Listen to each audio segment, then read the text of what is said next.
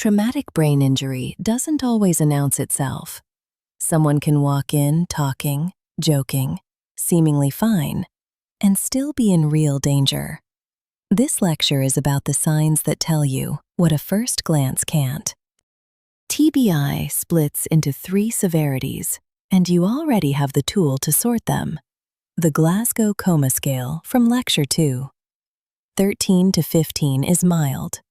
9 to 12 is moderate. 8 or below is severe. That number alone reframes how urgently everyone around that patient needs to move. Concussion. Technically classified as mild TBI, but mild undersells it.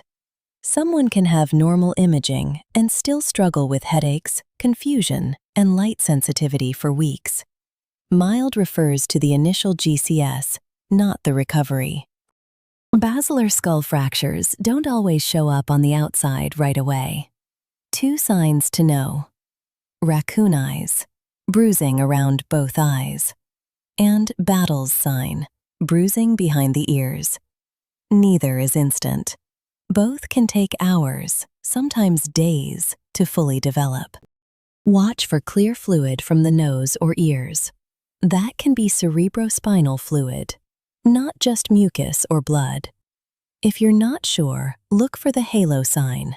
Drip it onto gauze or paper, and CSF separates into a double ring, a lighter outer halo around a darker center. That CSF leak matters beyond the fluid itself.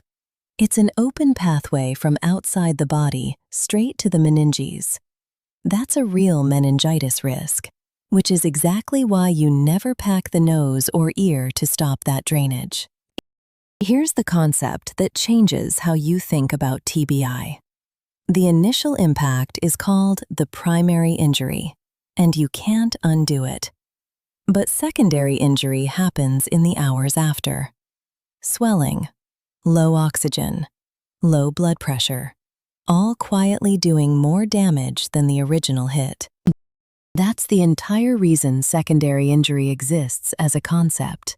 It's preventable, or at least limitable, and prevention is largely your job.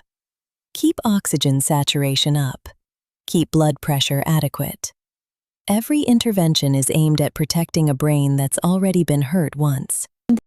This is why serial neurochecks matter so much after a head injury. Not one assessment, but the trend across many of them. A GCS of 14 isn't the story. A GCS that was 15 an hour ago and is 14 now. That's the story. Case: a 19-year-old fell off a bike, hit his head, brief loss of consciousness. Now he's alert, GCS 15, joking with the triage nurse. 2 hours later, clear fluid dripping from his left ear, and he's slower to answer questions than before. What's happening? Likely a basilar skull fracture with CSF otorrhea, and his slowing responses are exactly the kind of trend that should escalate this immediately. Test that fluid for a halo sign, do not pack the ear, and get the team back in that room now. Common mistakes. Assuming a normal GCS at arrival means the danger has passed. Secondary injury develops afterward. Packing the nose or ear to stop CSF drainage. Calling it just a concussion and downplaying real symptoms. And treating one neurocheck as the whole picture instead of the trend.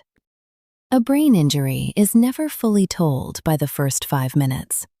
It's told by the hours after. The trend, the small changes, the fluid you almost dismissed as nothing. Next lecture, we go to spinal cord injury.